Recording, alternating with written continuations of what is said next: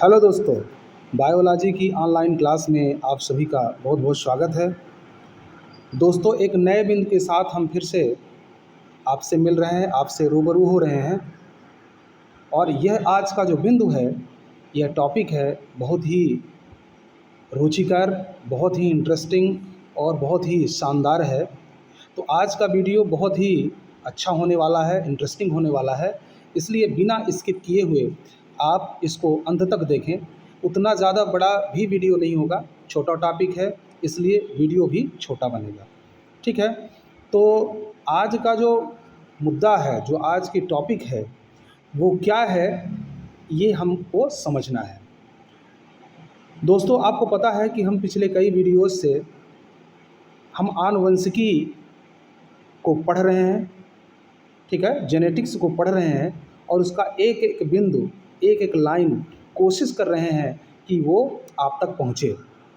और हमारे वीडियो का आधार मैं पिछले वीडियो की तरह आज भी बताना चाहता हूँ कि NCERT है। लेकिन हाँ, कोई भी यदि बिंदु ऐसा है जो NCERT में थोड़ा सा अलग है, थोड़ा सा डिफ़िकल्ट है, तो उसको रेफरेंस दे करके किसी अन्य राइटर का भी समावेश हम करते हैं। लेकिन 95% ये समझ लीजिए कि NCERT ही है। ठीक है। तो इसलिए निश्चिंत रहें, यदि आप किसी बड़े प्रतिस्पर्धा की तैयारी भविष्य में करना चाहेंगे तो ये आपके लिए बहुत ही अच्छा वीडियो होने वाला है। ठीक है। हर एक वीडियो एक एक लाइन NCERT पर आधारित है, इसलिए इधर उधर जाने की आवश्यकता नहीं है। बस आपको कंसंट्रेट होकर के एक एक बात को और एक एक बिंदु को समझना है, सुनना है। तो चलिए आज शुरू करते हैं। आज का जो हमारा बिंदु है वो क्या है? सहप्रभाविता, कोडोमिनेंस है। ठीक है। तो आज का जो हमारा बिंदु है मुख्य, वह आनुवंशिकता के अंतर्गत क्या है? सहप्रभाविता यानी कोडोमिनेंस है। चलिए सबसे पहले ये समझ लेते हैं कि सहप्रभाविता है क्या। सह का मतलब होता है साथ साथ, सीधा सीधा इसका अर्थ समझेंगे यदि, तो सह का मतलब होता है साथ साथ। प्रभाविता मतलब प्रभावी, यानी कहने का मतलब ये है कि यदि किसी एक लक्षण के लिए ध्यान देना है, क्योंकि अभी हम पढ़ रहे हैं क्या? एक जीन की वंशागति और मेंडल के नियम से विचलन। क्योंकि मेंडल के नियम तो हम पढ़ चुके हैं। अब विचलन, पिछला जो हमारा वीडियो था क्या था? वो था अपूर्ण प्रभाविता। यह भी मेंडल के नियम से का अपवाद था। और आज का जो टॉपिक है यह भी मेंडल के नियम का अपवाद है, यानी सहप्रभाविता। क्या कह रहा है इसमें? सह का मतलब होता है साथ साथ। तो कह रहा है कि एक लक्षण, जब किसी एक लक्षण के दो विपर्यासी जो विकल्प हैं, ठीक है ना, दो विपर्यासी जो रूप हैं, उनके बीच जब पर परागण या क्रॉस पॉलिनेशन कराया जाता है तो F1 पीढ़ी में, ध्यान देना है, F1 पीढ़ी में दोनों अलील या दोनों विकल्पों का प्रदर्शन होता है। यानी दोनों बराबर मात्रा में F1 पीढ़ी में अभिव्यक्त होते हैं। ठीक है। तो इस प्रकार की जो घटना होती है उसको हम क्या कहेंगे? सहप्रभाविता कहेंगे। सहप्रभाविता का मतलब ही होता है कि F1 पीढ़ी में दोनों का प्रभाव दिखता है, दोनों का बराबर प्रभाव दिखता है। इसलिए कोई भी विकल्प जो है दूसरे पर प्रभावी नहीं हो सकता है, यानी दोनों समान रूप से प्रभावी होते हैं। तो इस घटना को हम क्या कहेंगे? सहप्रभाविता या कोडोमिनेंस कहेंगे। चलिए थोड़ी इसकी परिभाषा देख लेते हैं। परिभाषा क्या है कि जब किसी विषम युग्मजी, ध्यान देना है, विषम युग्मजी यानी F1 पीढ़ी, विषम युग्मजी, ये विषम युग्मजी कह रहा है यानी F1 पीढ़ी जो कह रहा है। तो जब किसी विषम युग्मजी में दोनों अलील का प्रभाव समान रूप से व्यक्त हो, अभी हमने बताया ना कि दोनों का समान प्रभाव होता है, और किसी एक का दूसरे पर प्रभाव हावी ना हो, तो इसे हम क्या कहेंगे? सहप्रभाविता कहेंगे। ठीक है ना। ये छोटी सी परिभाषा है और उदाहरण तो हम जानेंगे, लेकिन इस बिंदु से एक और भी महत्वपूर्ण प्रश्न निकल करके आएगा कि मनुष्य में रक्त समूह का निर्धारण कैसे होता है, क्योंकि उसमें भी सहप्रभाविता देखने को मिलती है। तो आपको समझना है इसके एक मुख्य बिंदु में। तो जो सहप्रभाविता है उसके क्या मुख्य बिंदु हैं? सहप्रभाविता में दोनों अलील का प्रभाव समान रूप से होता है, यह भी आपको बताया गया। फिर किसी भी एक अलील का प्रभाव दूसरे पर नहीं होता है, यानी ना पहला प्रभावी होगा ना दूसरा प्रभावी होगा, दोनों साथ साथ प्रभावी होते हैं। यह मेंडल के प्रभाविता नियम से भिन्न होता है, बिल्कुल विपरीत, अपवाद है। क्योंकि मेंडल की प्रभाविता क्या कहती है कि एक एलील दूसरे पर प्रभावी होगा, लेकिन यहाँ पर तो दोनों साथ साथ प्रभावी हैं। मानव में रक्त समूह का निर्धारण सह प्रभाविता का सर्वोत्तम उदाहरण है, मोस्ट है, ध्यान देना है। अब ये कहाँ पे है हम आपको अभी बताएंगे। फिर और क्या कह रहा है कि मानव में आई ए और आई बी एलील साथ साथ व्यक्त होकर ए बी समूह बनाते हैं, यही इसका एक क्या है, मोस्ट है। यानी जो रक्त समूह का निर्धारण आई जीन के द्वारा होता है, अभी इसका हम डिटेल करेंगे। तो उस आई जीन के तीन विकल्प होते हैं, उन तीनों विकल्पों में से ए और बी विकल्प साथ साथ प्रभावी होते हैं, जहां पर सह प्रभाविता देखने को मिलती है। तो ये तो बात हो गई काहे की कि सह प्रभाविता और इसके मुख्य बिंदु की, ठीक है। अब इसमें जो तीन अलील हैं, क्योंकि मानव में रक्त समूह जो है ये इसका उदाहरण है, काहे का, सह प्रभाविता का। एक यहाँ पर एनसीईआरटी से हटकर भी हम कुछ बताना चाहेंगे आपको कि जो मवेशी होते हैं, ठीक है ना, जो मवेशी यानी गाय वगैरह है, गाय की त्वचा का जो रंग है, ठीक है, त्वचा के रंग में सह प्रभाविता देखने को मिलती है। इस बात को भी आपको ध्यान रखना है। आपकी एनसीईआरटी में भले ना लिखा हो, लेकिन आपको उदाहरण दे करके एक दो उदाहरण आपको समझ के रखना है, ठीक है। तो जो त्वचा का रंग है मवेशियों में, उसमें भी सह प्रभाविता देखने को मिलती है। आपने यदि आपको याद होगा कि जो एक श्वेत रंग की गाय होती है, एक लाल रंग की गाय होती है, काले रंग की होती है, लेकिन जो श्वेत रंग की और लाल रंग की जो गाय होती है, इसकी सह प्रभाविता अगली जनरेशन में क्या देखने को मिलती है। यदि मान लो एक लाल रंग और काले रंग की मेल और फीमेल के बीच यदि क्या हो जाए, लाल रंग और श्वेत रंग के मेल और फीमेल के बीच यदि क्रॉस हो जाए, तो ऐसी स्थिति में जो अगली नस्ल होगी वो चितकबरी पैदा होगी। यानी दोनों की प्रभाविता कैसी होगी, समान होगी। यानी लाल रंग भी उसके त्वचा में देखने को मिलेगा और श्वेत रंग भी देखने को मिलेगा, जिसको हम अपनी भाषा में चितकबरा बोलते हैं, ठीक है ना। तो ये यहाँ पर देखने को मिलता है। लेकिन सबसे बढ़िया उदाहरण जो आपके एनसीईआरटी में दिया हुआ है वो क्या है, मानव के रक्त समूह में सह प्रभाविता। तो देखिए, चलिए इसको समझ लेते हैं कि मानव के रक्त समूह में सह प्रभाविता कैसे पाई जाती है। तो आपको ध्यान रखना है कि मानव की जो लाल रक्त कणिका होती है, मानव की जो लाल रक्त कणिका होती है, उसके मेम्ब्रेन में क्या होते हैं, शर्कराएं होती हैं। लेकिन उन शर्कराओं का जो निर्माण होता है एक जीन के द्वारा नियंत्रित होता है, ठीक है। ध्यान देंगे कि मानव की जो लाल रक्त कणिका यानी आरबीसी होती है, आरबीसी, ठीक है। तो जो आरबीसी होती है उसकी मेम्ब्रेन जो होती है, उसकी जो झिल्ली होती है, उसकी झिल्ली में कुछ शर्कराएं होती हैं, शर्कराओं के प्रकार होते हैं, जिनका निर्धारण, जिनका नियंत्रण एक जीन आई के द्वारा होता है। किसके द्वारा होता है, आई के द्वारा होता है, ठीक है ना। यानी आई ये निर्धारित करता है, आई जीन ये निर्धारित करता है कि लाल रक्त कणिका यानी आरबीसी की जो मेम्ब्रेन है उसमें किस प्रकार की शर्करा का निर्माण होने वाला है। ये बात आपको समझ में आ गई होगी।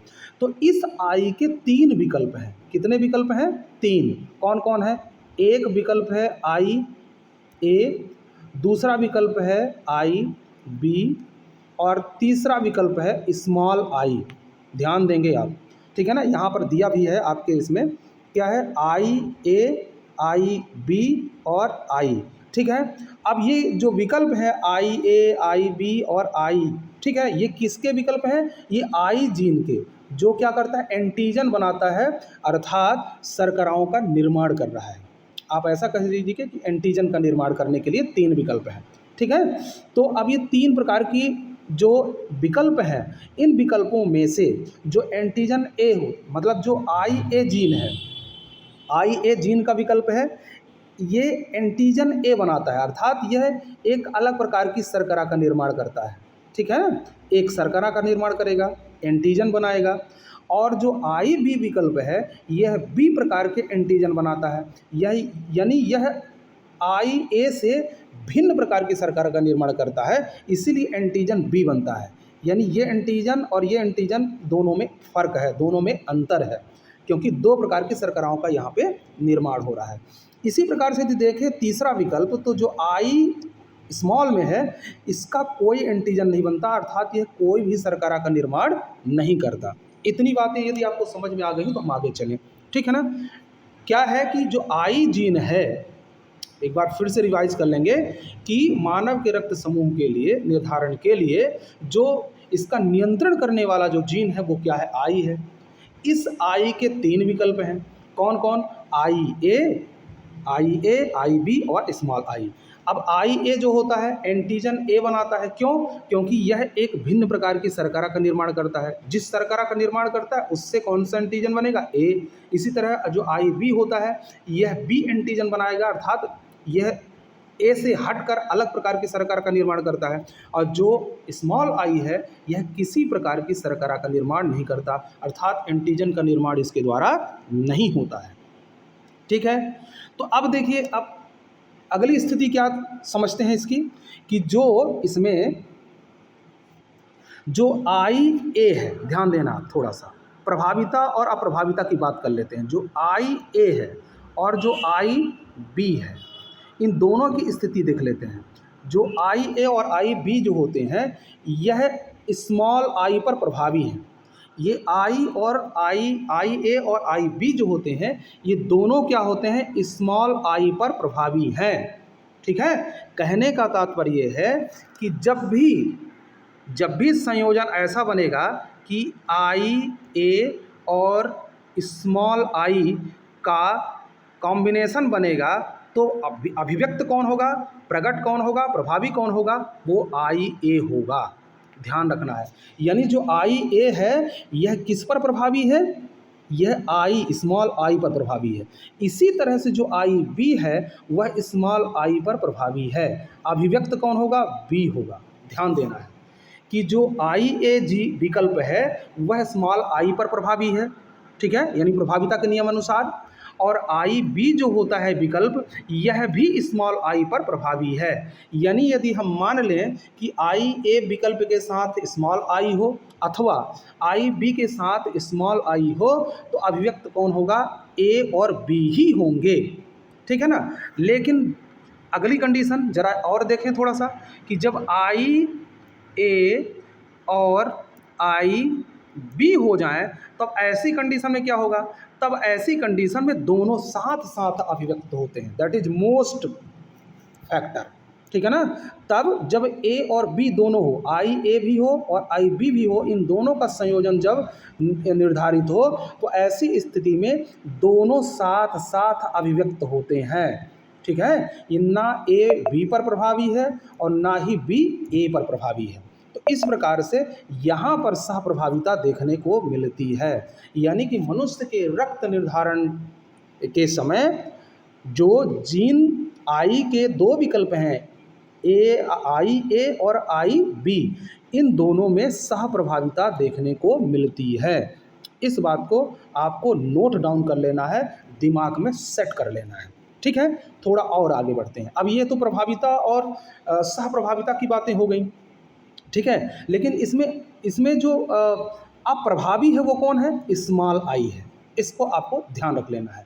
अब इसके आधार पर 3 विकल्पों के आधार पर, आई के 3 विकल्प, आई ए, आई बी और स्मॉल आई के आधार पर 6 प्रकार के संयोजन हो सकते हैं। 6 प्रकार के संयोजन की संभावना है। वो कौन कौन से 6 प्रकार के संयोजन हैं, आइए देखते हैं। ठीक है ना। तो वो संयोजन कौन कौन से हैं, आइए हम एक रफ यहाँ बना करके रखे हुए हैं, इसको समझ लेते हैं कि वो संयोजन कौन से हैं। तो वेटसन पुनेट का जो चेकर बोर्ड है, जो शतरंज पट्ट विधि है, उसके आधार पर यहाँ देख लेते हैं। तो देखिए, रक्त समूह के लिए अलील 3 है, ये तो हम जान ही चुके हैं। कौन सा, आई ए, आई बी और स्मॉल आई। अब इन तीनों को यहाँ पर देखिए वर्गाकार एक ग्राफ बना हुआ है, इसमें थोड़ा सा समझें। 3 अलील हम मेल से लेंगे, आप समझिए, ये मेल से आएगा और ये कहाँ से आएगा, फीमेल से आएगा, तभी तो संयोजन बनेगा संतति में, फीमेल से आएगा। अब ऐसा कर लें तो समझ में आएगा, नहीं तो आपके दिमाग में प्रश्न आएगा कि दोनों तरफ काहे रखा हुआ है, दोनों तरफ समान समान विकल्प काहे रखे हुए हैं। तो आपको ध्यान रखना है एक फीमेल से, क्योंकि हम क्या करते हैं, जब हम प्रजनन और निषेचन पढ़ते हैं तो उसमें क्या होता है कि गैमेटोजेनेसिस की क्रिया होती है, युग्मक जनन की क्रिया होती है। तो युग्मक जनन के समय पर सिंगल सिंगल जाते हैं, क्या करते हैं, सिंगल सिंगल जो जीन है वही अगली संतति में जाते हैं। ठीक है ना। तो यहाँ पर 3 विकल्प हैं अब चूंकि ये जब हम F1 पीढ़ी में पढ़ते हैं तो F1 पीढ़ी में क्या होता है कि विषम युग्मजी युग्मक बनते हैं, विषम युग्मजी की स्थिति में बनते हैं। तो ध्यान रखना ये तीन जो अलील हैं इन तीनों के अनुसार जो संयोजन बनेगा वो क्या बनेगा। तो देखिए जब A से A मिलेगा तो IA बनेगा, पहला संयोजन। दूसरा जब IA से IB मिलेगा तो IAIB, दूसरा संयोजन। तीसरा संयोजन की बात करें तो IA जब किससे मिलेगा, I स्मॉल से मिलेगा, तो ऐसी स्थिति में IA और स्मॉल I, ये तीसरा संयोजन होगा। चौथा संयोजन यदि हम देखें B का हम क्रॉस कराएं इन सब से, B का इन तीनों से, इससे और इससे, तो B के साथ जब A मिलेगा तो AB बनेगा, B के साथ जब B मिलेगा तो BB बनेगा, B के साथ जब I बनेगा स्मॉल I, तो ऐसी स्थिति में यहाँ पर BI बनेगा। तीसरा क्रॉस यहाँ से देखें स्मॉल I का जब A के साथ क्या होगा, संयोजन होगा, तो IA स्मॉल I बनेगा। I का जब B के साथ संयोजन होगा तो ऐसी स्थिति में क्या बनेगा, IB और स्मॉल I बनेगा। फिर तीसरा संयोजन यदि देखें I का I के साथ तो II स्मॉल में बनेगा। तो इस प्रकार से यहाँ तो देखने में 9 दिख रहे हैं आपको, कितने दिख रहे हैं, 9, लेकिन कुछ समान यहाँ पे जीनोटाइप कुछ समान है। तो देखिए जो समान है उनको क्रॉस कर देते हैं। तो देखिए जैसे मान लीजिए हमने एक निर्धारण कर, पहला संयोजन हमने ये ले लिया, क्या लिया, IA, दूसरा संयोजन हमने ले लिया IAB ले लिया, तीसरा संयोजन हमने IA ये ले लिया, ठीक है, 3 हो गए। फिर देखिए अब यहाँ पे चौथा संयोजन हमने IA और B ले लिया, तो देखिए ये तो एक बार यहाँ आ चुका है, इसलिए इसको हम क्रॉस कर देते हैं। फिर अगला देते हैं तो क्या आ रहा है, IBIB, ये एक ले लेते हैं, ठीक है। फिर IBI, ये भी एक ले लेते हैं, तो ठीक है। अब देखिए IA और ये तो आ चुका है, इसलिए इसको क्रॉस कर देते हैं। यहाँ पर B और I ये दोनों आ चुके हैं, इसलिए इसको भी क्रॉस कर देते हैं, और एक लास्ट फाइनली ये ले लेते हैं। तो कुल मिलाकर 1 2 3 4 5 और 6 कितने संयोजन बने, 6 संयोजन बनते हैं, ठीक है। यानी 6 प्रकार के जीनोटाइप बनते हैं। 3 अलील I के 3 अलील होने के कारण, ठीक है ना, कितने संयोजन रक्त समूह के बन जाते हैं, ये बन जाते हैं 6, ठीक है। तो अब ये 6 कौन कौन से हैं, एक बार इनको थोड़ा सा और देख लेते हैं। देखिए IA जब भी संयोजित होगा तो इससे कौन सा रक्त समूह, अब रक्त समूह कौन सा बनेगा ये भी ध्यान लेना जरूरी है, क्योंकि अभी संयोजन हमने जो 6 देखा है तो ये सारे के सारे संयोजन हमने यहाँ पे लिख दिए हैं, ठीक है ना। IAIB, IA small I, IB small I और स्मॉल II, ये 6 संयोजन यहाँ लिखे हुए हैं। अब इनके आधार पर रक्त समूह कौन सा बनेगा, ठीक है ना। तो 4 रक्त समूह होते हैं मानव में, ये तो आपको पता ही है। कौन कौन से रक्त समूह होंगे, A, B, फिर AB और O, ये 4 रक्त समूह होते हैं। लेकिन अब इन संयोजनों से कौन कौन से रक्त समूह बनेंगे, तो ध्यान दीजिएगा, A और A, IA जब भी संयोजित होंगे तो कौन सा रक्त समूह बनेगा, A रक्त समूह बनेगा। IAIB जब भी आपस में विकल्प मिलेंगे, संयोजित होंगे, तो AB रक्त समूह बनेगा। यही है सहप्रभाविता, ये सहप्रभाविता का ध्यान देना है, उदाहरण है IAIB, ठीक है ना। इसी तरह IA और स्मॉल I जब भी संयोजित होंगे तो क्या रक्त समूह बनेगा, A बनेगा। ये प्रभाविता यहाँ देखने को मिल रही है, क्या देखने को मिल रही है, प्रभाविता, क्योंकि IA जो विकल्प है स्मॉल I पर प्रभावी है, इसलिए कौन सा रक्त समूह बनेगा, A रक्त समूह बनेगा। इसी तरह से यदि हम B और B की देखें, IB और IB की बात करें, तो यहाँ पर B रक्त समूह बनेगा। कौन सा रक्त समूह बनेगा, B रक्त समूह बनेगा, क्योंकि ये दोनों जीन क्या है, B ही है, तो B ही बनेगा। लेकिन अब देखिए अगले संयोजन में कि IB जब I स्मॉल I के साथ संयोजित होगा तो विक्त रक्त समूह बनेगा, क्योंकि यहाँ पर B स्मॉल I पर प्रभावी है, यहाँ भी प्रभाविता देखने को मिलती है। अब तीसरा जो संयोजन है वो क्या है, I, यानी कि छठा संयोजन क्या है, I स्मॉल I और स्मॉल I, तो इससे क्या रक्त समूह बनेगा, O बनेगा, क्योंकि ये कोई एंटीजन नहीं बनाता है। तो इस प्रकार से हमने देख लिया कि मानव में रक्त समूह के निर्धारण करने वाली जो जीन होती है वो आई होती है, जिसके 3 विकल्प हैं। 3 विकल्प क्रमशः आई ए, आई बी और स्मॉल आई। और इन 3 विकल्पों से 6 संयोजन क्या हो सकते हैं, संभावित हो सकते हैं, जिससे 4 रक्त समूह बनते हैं। इस बात को आपको अच्छे से दिमाग में सेट कर लेना है। ठीक है, चलिए आज हमने अपनी पूरी कोशिश किया है कि रक्त समूह का निर्धारण और सह प्रभाविता एक साथ दोनों चीज़ आपको समझ में आ जाए। तो 2 प्रकार के यहाँ से प्रश्न बनने वाले हैं। एक तो ये पूछ सकता है कि मेंडल के नियम, प्रभाविता के नियम से विचलन, सह प्रभाविता को उदाहरण सही समझाइए। एक तो ये हो गया। दूसरा है मनुष्य में रक्त निर्धारण किस प्रकार से होता है और उसमें किस प्रकार की सह प्रभाविता देखने को मिलती है, उदाहरण सही समझाइए। ठीक है ना। तो ये क्या है, आप एक प्रकार से दो यहाँ पे प्रश्न एक ही टॉपिक पे हैं, इस बात को आपको ध्यान रखना है। ठीक है, चलिए तो आज इसी तरह की वीडियो और इंटरेस्टिंग टॉपिक से लेकर के हम आपके पास आते रहेंगे। तब तक आप अपना रिवाइज करते रहें, अच्छे से पढ़ते रहें, आपका अपना ध्यान रखते रहें। बस वीडियो को देखने के बाद लाइक, शेयर, कमेंट करें, सब्सक्राइब करें। ठीक है, धन्यवाद।